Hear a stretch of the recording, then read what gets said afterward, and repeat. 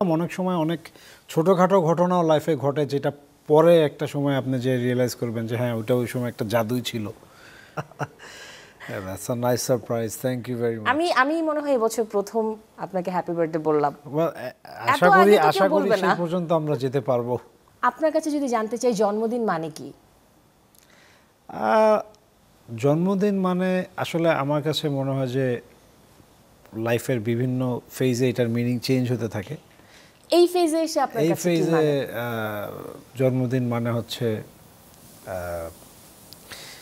I think নিজেকে remind করা যে আসলে পৃথিবীতে আসার তো নিশ্চয়ই কোনো পারপাস ছিল, সেই পারপাসের দিকে আমি কতটুকু অগ্রসর হতে পারছি বা মৃত্যুর আগ পর্যন্ত ওই কতটুকু আমি আমার পারপাসের ফুলফিলমেন্টটা করতে পারবো। আর আরেকটা খুবই ইম্পর্টেন্ট বিষয় আমার মনে হয় যে জন্মদিন আমরা যে সেলিব্রেট করি সবাই, যেটা আসলেই যেটা করি, আমার কাছে মনে হয় যে জন্মদিনটা যখন আসবে সবার আগে মা বাবার কথাটা চিন্তা করা উচিত।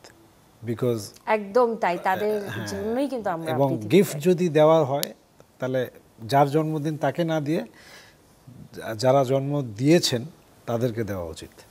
তাহলে তো বিশেষ দিনটা নিশ্চয়ই বাবা মার সাথেই থাকা হয় বা তাদের স্মরণে তাদের সাথেই উদযাপন করাটা হয়। আমি ওরকম কিছুই করি না, সো এটা নর্মালি যা হয় তাই হয়। আচ্ছা, আপনার সাথে কি কখনো এমন ঘটেছে যেটা দেখে আপনার মনে হয়েছে যে এটা একটা জাদু হলো মনে হয়? এমন কি কিছু হয়েছে? এরকম তো হয় মাঝে মাঝে, টাইম টু টাইম। লাইফ তো ফুল অফ সারপ্রাইজেস। শেষ কবে এরকম মনে হয়েছে আর কি কারণে, বা সেই ঘটনাটা যদি একটু শেয়ার করেন?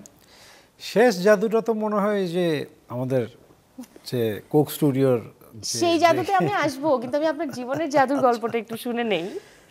সেরকম তো মানে এই মুহূর্তে আসলে মনে করতে পারছি না আমি একদম ইনস্ট্যান্টলি। বাট ওই যে বললাম অনেক সময় অনেক ছোটোখাটো ঘটনাও লাইফে ঘটে যেটা পরে একটা সময় আপনি যে রিয়েলাইজ করবেন যে হ্যাঁ ওইটা ওই সময় একটা জাদুই ছিল। বাট এটা পিন পয়েন্ট করে বলাটা খুব টাফ। আচ্ছা, ঘটনা না হয় জাদু ছিল, আপনি কি জাদু জানেন কোনো? আমি হ্যাঁ, আমি তো আপনি কোনো না কোনো জাদু জানেন। আপনার কণ্ঠটাই আসলে জাদু।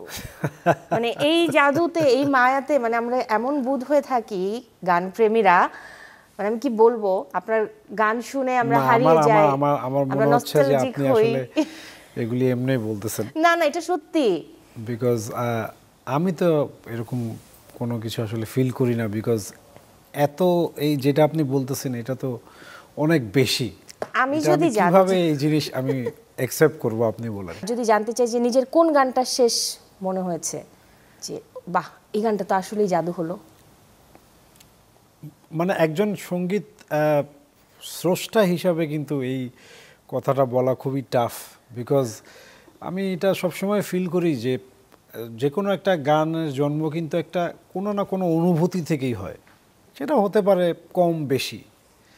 বাট এই কারণে আমি যে কোনো একটা পার্টিকুলার গানকে নিয়ে আসলে বলাটা মানে আমার কাছে কেমন জানি লাগে। মনে হয় যে না, একটা মানুষের প্রত্যেকটা সন্তান যেমন সমান। একটা গানের নাম বলেন না, আপনার তো সব গানই আমাদের কাছে জাদু লাগে। এখন আপনার কাছে 2-4টা গান তালিকার প্রথমে আছে, এরকম 3-4টা গান হতেই পারে। আমার পার্সোনাল না বলি, আমি যেমন আমি যখন কনসার্ট করি তখন যখন আমি সবসময় সহেনা যাতনা লাইনটা দিয়ে স্টার্ট করি, আমি তো জাস্ট হারাই যাচ্ছি। মানুষের যে রিয়াকশনটা আমি পাই, আমার কাছে মনে হয় যে তাহলে ওইটা হয়তো কোনো একটা গান যেটা মানুষকে খুব স্পর্শ করেছে। এরপরে ধরেন ভালোবাসবো বাসবো রে বন্ধু, এই তো মানে আপনি গানের কথা বলছেন জাস্ট, আর আমার কানে সুর বাজছে, আমার মানে হৃদয়ে নাড়া দিচ্ছে। এই যে আমি এত জাদু জাদু করছি, আপনি আসলে আমাদের কাছে একটা জাদু, কারণ আপনার কণ্ঠই অন্যরকম, আপনার গানগুলোই অন্যরকম হয়।